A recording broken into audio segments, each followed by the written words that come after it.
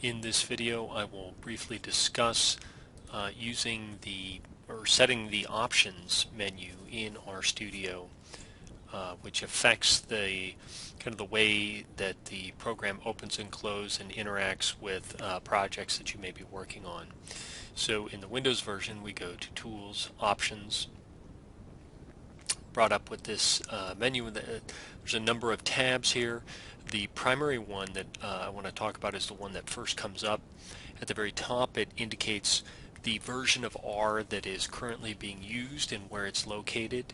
RStudio opens and uses the R installation that's on your computer.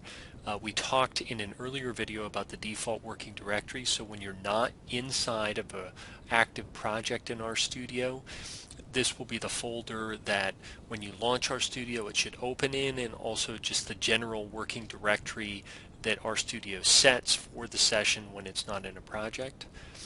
The next box says to restore most recently opened project at startup.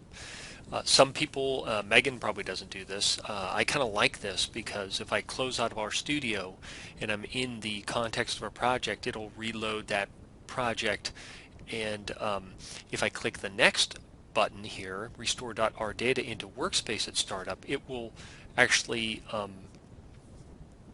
restore exactly the state I was at when I left RStudio, and it will save the workspace so that can be restored if we check Save Workspace to RData on exit always.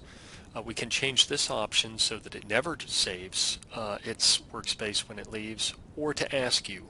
I prefer to just do that, and I'll show you the impact of this in a minute.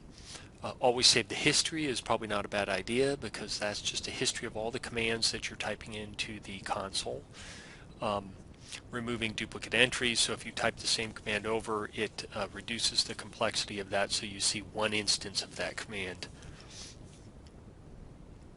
And then this is not that important. The other tab that I want to mention to you is the Pane Layout, because this allows you to reorder the way the screen is. So currently we see the source, or where our script files, are on the left and the console's on the right.